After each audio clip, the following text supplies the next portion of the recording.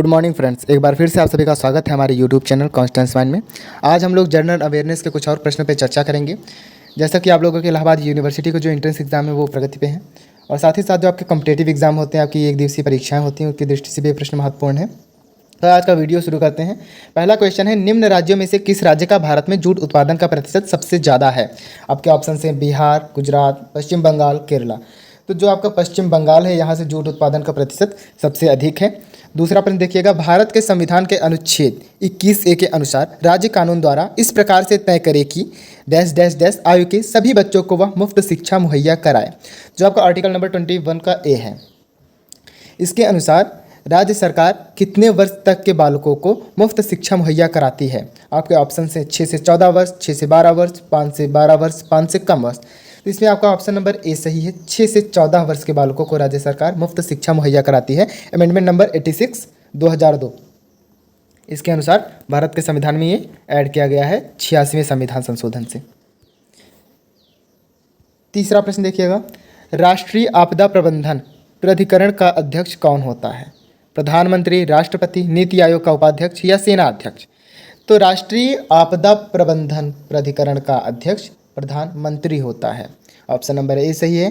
चौथा प्रश्न देखिएगा, अधिकृत रूप से स्वतंत्रता की घोषणा करते हुए भारतीय राष्ट्रीय कांग्रेस ने कौन सी तारीख को स्वतंत्रता दिवस घोषित किया था? आपके ऑप्शन से 15 अगस्त 1947, 19 दिसंबर 1929, 26 जनवरी 1930, 26 जनवरी 1950। तो आपका ऑप्शन नंबर सी सही है। 26 जनवरी 1930 को अधिकृत रूप से स्वतंत्रता की घोषणा की थी भारतीय राष्ट्रीय कांग्रेस ने। पांचवा प्रश्न देखिएगा, निम्न में से कौन सी नदी हैदराबाद शहर से होकर गुजरती है? आपके ऑप्शन से गुरुपारा, नेत्रावती, मीनाचिल, मूसी। तो आपकी जो मूसी नदी है ये हैदराबाद से होकर गुजरती है। छठा नंबर प्रश्न देखिएगा, अनुच्छेद 169 के अनुसार राज्य विधान परिषद के गठन का अधिकार किसे होता है? आपके ऑप्शन से संसद, राष्ट्रपति, राज्य की विधानसभा, प्रधानमंत्री।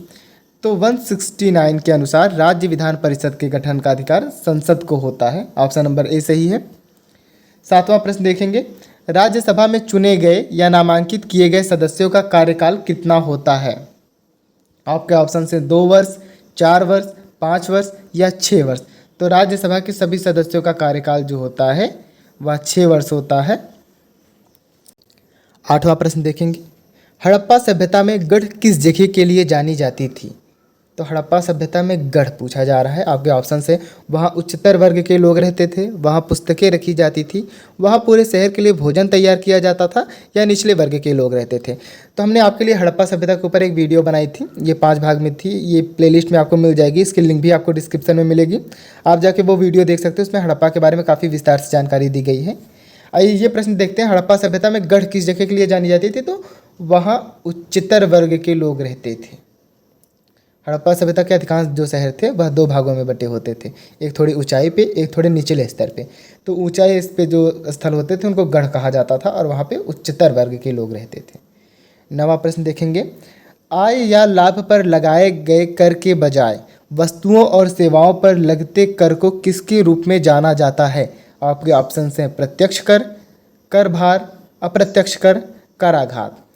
तो जो ये वस्तुओं और सेवाओं पर टैक्स है, गुड्स एंड सर्विसेज GST, यह एक तरह से अप्रत्यक्ष कर है। इसमें ऑप्शन नंबर आपका सी सही होगा। वस्तुओं और सेवाओं पर लगते कर को अप्रत्यक्ष कर के रूप में जाना जाता है। 10वां प्रश्न, उपराष्ट्रपति को उसके पद की शपथ कौन दिलवाता है? Question mark.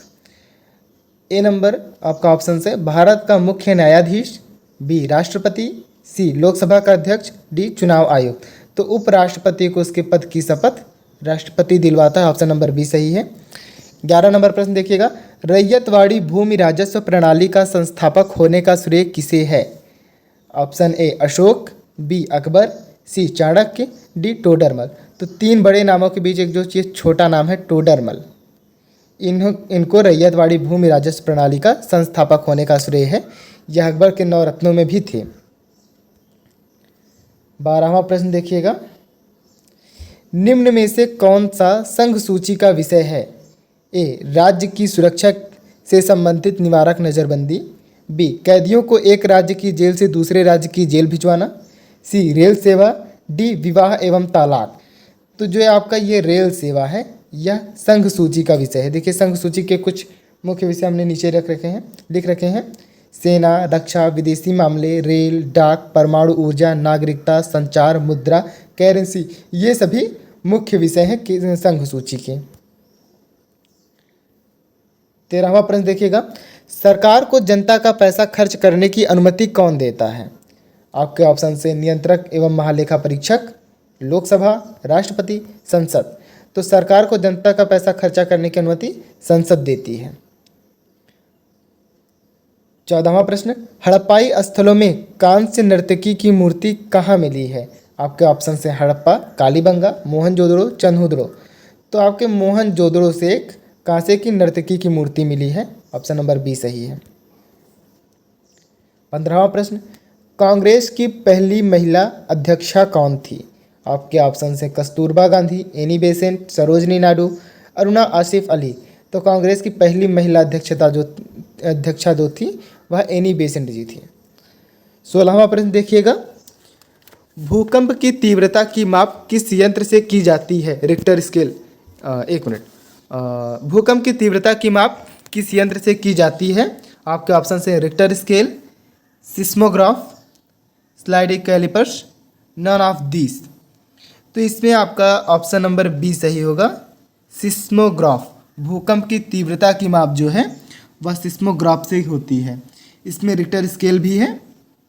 तो आइए आपको बताते हैं, जो भूकंप की तीव्रता और अवधि का पता लगाने के लिए इसमें आपका सिस्मोग्राफ का इस्तेमाल किया जाता है। इसके जरिए धरती में जो हलचल होती है, धरती में जो कंपन होती है, उसका ग्राफ बनाया जाता है और इसी के आधार पर एक गणितीय पैमाना होता है जिसे रिक्टर स्केल कहते हैं। ये भूकंप के तरंगों की तीव्रता नापती है रिक्टर स्केल, और भूकंप की तीव्रता सिस्मोग्राफ। तो इसमें आपका ऑप्शन नंबर बी सही है। 17वां प्रश्न, प्रथम पंचवर्षीय योजना का मुख्य बल किस क्षेत्र पर था? आपके ऑप्शन से कृषि, उद्योग, पर्यटन, गरीबी हटाओ। तो प्रथम पंचवर्षीय योजना आपका कृषि पर बल दिया जा रहा था प्रथम पंचवर्षीय योजना में। 18वां प्रश्न, देश का सबसे बड़ा वाणिज्य बैंक कौन सा है? SBI, RBI, ICICI bank, IDBI bank. तो देश का सबसे बड़ा वाणिज्य बैंक जो है वह स्टेट बैंक ऑफ इंडिया है। 19वां प्रश्न देखिएगा, विश्व की सबसे बड़ी पर्वतीय श्रेणी कौन सी है? Rocky, Andes, Karakoram, Alaska. तो एंडीज आपकी विश्व की सबसे बड़ी पर्वत श्रेणी है। 20वां प्रश्न देखिएगा, असहयोग आंदोलन कब से शुरू किया गया? आपके ऑप्शन से 1919, 1920, 1921, 1922। इसमें आपका ऑप्शन नंबर बी सही है। 1920 में असहयोग आंदोलन शुरू किया गया था। 21वां प्रश्न, यक्षगान कहाँ का लोकप्रिय नृत्य है?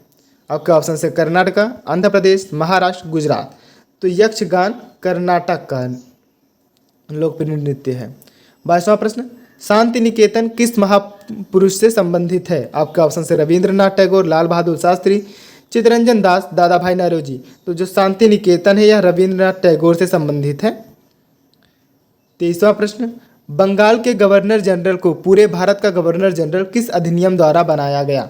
आपके ऑप्शन से 1861 का भारतीय परिषद अधिनियम, 1833 का चार्टर एक्ट अधिनियम, 1853 का चार्टर एक्ट अधिनियम, 1892 का भारतीय परिषद अधिनियम।